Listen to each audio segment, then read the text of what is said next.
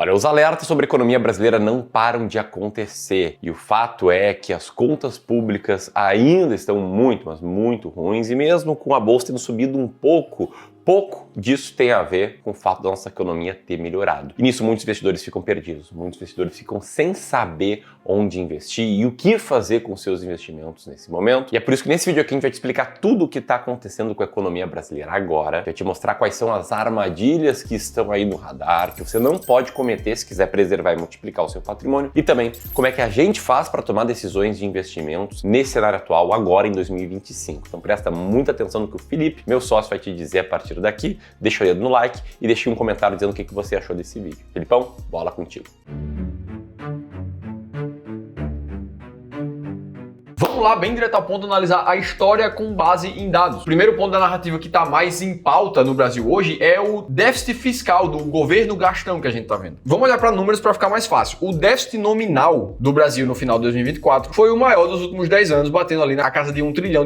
Lembrando que o déficit nominal é aquele que soma a arrecadação do governo com os impostos, depois retira os gastos do governo dessa conta e depois ainda coloca os juros da dívida que o governo já tem nessa conta também. Ou seja, no final a gente tem um número negativo muito grande. E aí agora no começo de 2025 nada está muito diferente, já que uma das primeiras notícias era que o Brasil deveria registrar o segundo maior déficit nominal do mundo, inclusive sendo o único dos pares emergentes a estar no pódio. E é aqui reforçando que o déficit nominal inclui o pagamento de juros da dívida, ou seja, é o principal indicador de fluxo de caixa do governo, digamos assim. Ah, Felipe, mas a dívida do governo ela pode ter sido formada no passado e ainda assim está precisando pagar juros. E isso é verdade, a dívida é uma coisa que vai passando de um governo para outro, e é por isso que a gente sempre olha também para o déficit primário, que exclui o pagamento dos juros da dívida para entender entre arrecadação e gastos como é que está se comportando o governo. E em termos de déficit primário, o Brasil também saiu de uma curva de superávit em 2022 para uma curva novamente de déficit até o final de 2024. E a gente vê isso acontecendo mesmo no ano onde a arrecadação do governo bateu recorde, crescendo 9,62% só em 2024, no melhor resultado anual da história. Ou seja, se o governo nunca arrecadou tanto impostos e ainda assim está com déficit primário, isso quer dizer que naturalmente o gasto aumentou demais. E para completar, a dívida do país, que vinha numa curva descendente de 2020, pós-pandemia para frente, voltou a ter uma curva ascendente depois de dezembro de 2022. E aí, com isso aqui, o gasto somente com o serviço, com os juros da dívida, também subiu pra caramba, principalmente com a alta de juros que a gente viu no Brasil. Beleza, tudo aqui se trata de dados. Vamos mudar o foco agora para a inflação do Brasil. E o que a gente vê é o fechamento de 2024 em 4,83, que é acima do limite da meta, o que ajuda, inclusive, a puxar a popularidade do governo Lula para baixo nesse momento. E agora, no final de janeiro de 2025, pela primeira vez durante esse mandato, a avaliação de negativo para o governo Lula superou todas as outras, chegando em 37%, como mostra esse gráfico. Ah, Felipe, mas o PIB do país está crescendo. Em 2024 foi bem positivo, e isso é verdade. O PIB do Brasil, em estimativas, deve crescer ali perto de 3% em 2024 e desacelerar um pouco em 2025. Quando a gente olha para a variação trimestral, tirando ali a volatilidade da pandemia, a gente vê um PIB que ficou levemente positivo de 2021 para frente. O grande problema disso aqui é que se o governo está gastando demais, significa que ele injeta dinheiro na economia. É natural que você veja um aquecimento da atividade econômica, já que tem mais recursos circulando. O grande problema é que esse estímulo ele precisa ser muito cauteloso, que afinal de contas uma economia que está ficando aquecida com o mercado em expansão pode levar a um processo inflacionário caso a produtividade e a capacidade de produção do país não acompanhem isso aqui. E é por essas e outras, inclusive, que a projeção para a inflação desse ano 2025 é ainda de ser mais alta do que foi a 2024. E é por isso, inclusive, que os juros continuaram subindo, mesmo com esses dados de inflação próximo a 5%. E aí, beleza, se a gente volta mais ou menos 10 anos no tempo para olhar como estava o governo ali na época do Dilma II, o que a gente via era o terceiro pior PIB em 127 anos. A Petrobras, que estava com uma política de preços que fazia com que ela vendesse a gasolina, o etanol e todos os produtos dela abaixo do que realmente tinha de custo, o que gerou um rombo de 100 bilhões de reais, sem contar toda a história da Lava Jato. E defasagem de gasolina e diesel essa que numa escala muito mais branda segue acontecendo nesse momento em 2025. Ou seja, lá no cenário do Dilma II, a gente via uma piora muito forte do PIB, o que agravou ainda mais todo o cenário daquela época. Beleza, voltando para 2005, quando a gente olha para a expectativa da taxa de juros, a Selic do país da gente, a projeção está em 14,25% já para março de 2025. E o mercado está estimando uma Selic de até 15% no final do ano, sendo que uma parcela menor do mercado financeiro já começa a enxergar que a Selic pode chegar a 17,5% no final da alta do ciclo. E aí um momento de turbulência assim, inflação mais controlada, juros subindo, não é bom para ninguém, ninguém, o crédito fica mais caro, as pessoas têm menos acesso a dinheiro no mercado. O que é que isso tudo acaba gerando? Um pouco de politicagem. O próprio presidente Lula soltou vários pronunciamentos sobre a taxa de juros ali, dizendo que não tinha explicação para a Selic estar acima de 12, por exemplo, mesmo com todos esses dados que a gente está mostrando aqui. Ou logo depois ali, o Lula dizendo que ninguém tem mais responsabilidade fiscal do que ele, sendo que uma coisa é a narrativa, outra coisa é a realidade. E aí, como consequência disso, a gente viu o investidor estrangeiro tirando mais de 1,5 bilhão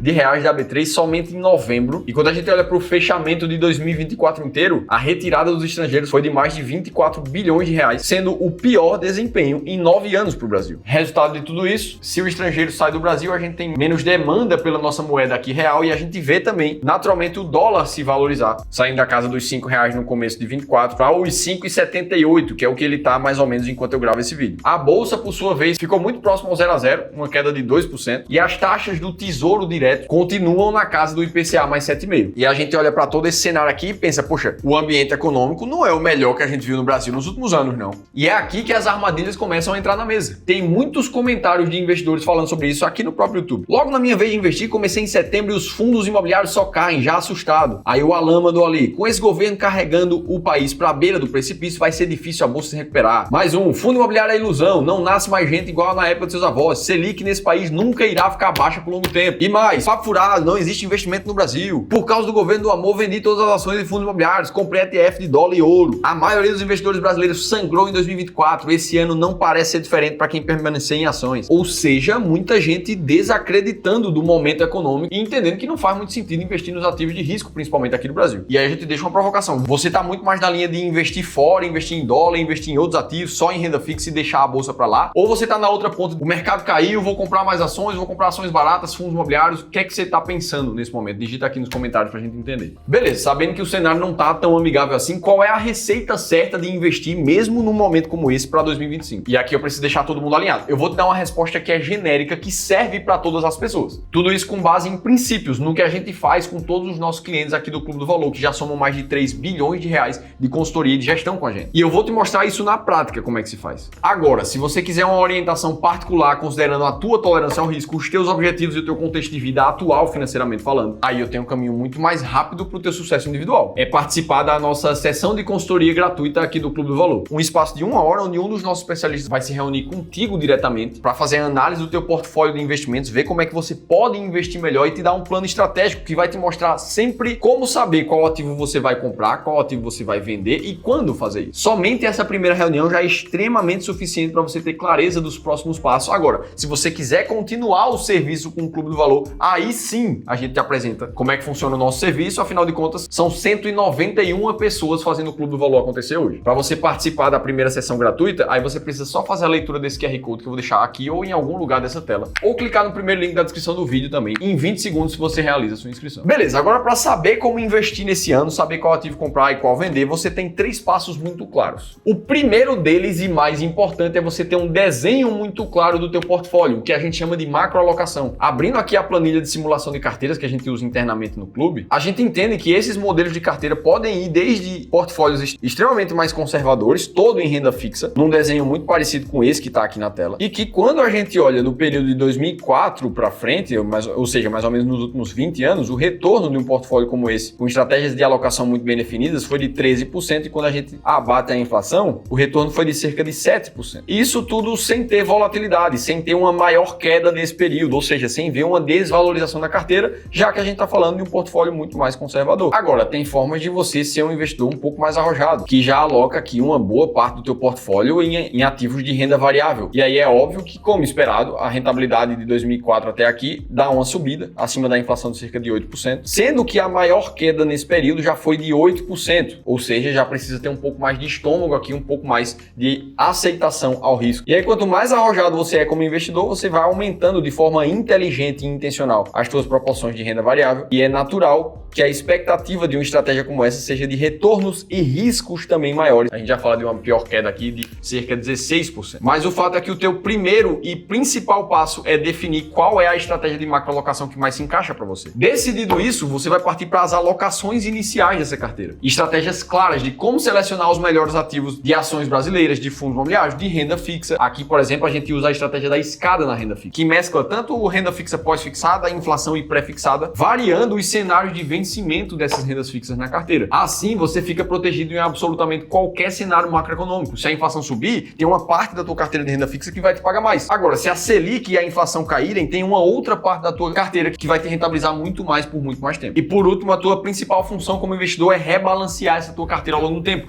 É isso que vai te fazer vender tudo aquilo que tá caro para comprar o que tá barato. Imagina lá que você decidiu a tua alocação ideal sendo 60% em renda variável e 40% em renda fixa. Agora, o mercado vai se mover. Imagina que a renda variável agora subiu para 64% na proporção da tua carteira. A tua principal função vai ser fazer todos os teus aportes, pegar o dividendo dessa carteira e comprar tudo de renda fixa. Muito provavelmente pegando um momento em que a renda fixa está com oportunidades mais baratas e que eventualmente você pode vender aqueles ativos que estão mais caros na tua renda variável também. Sempre voltando para a tua alocação ideal. E esse é o processo que você vai repetir por décadas e décadas até você viver de renda. Agora, sinceramente, você quer saber o que eu acho de como investir para esse ano, mesmo com um cenário de possível crise? Particularmente, se a gente olha para a história do Brasil ou de qualquer lugar do mundo, a gente vai ver que momentos assim são momentos muito bons de montar uma boa carteira de investimentos. Afinal, com o próprio Ibovespa, depois da crise que a gente viveu em 2015 até 2016, onde tudo parecia ser o fim do poço no Brasil, aquele foi um dos melhores momentos em janeiro de 2016 para montar uma carteira de investimentos, visto que dali para frente o índice Ibovespa chegou a se valorizar mais de 200%. Então, para quem sabe investir, sabe a hora certa de comprar e de vender um ativo, o momento vai ser sempre de oportunidade. Agora, se você quiser entender a crise que está por trás do Banco Bradesco aqui no Brasil, se ele pode cair ainda muito mais nos próximos meses, aí você precisa assistir esse outro vídeo aqui que eu te contei tudo isso em detalhes. Eu vou estar te esperando por lá.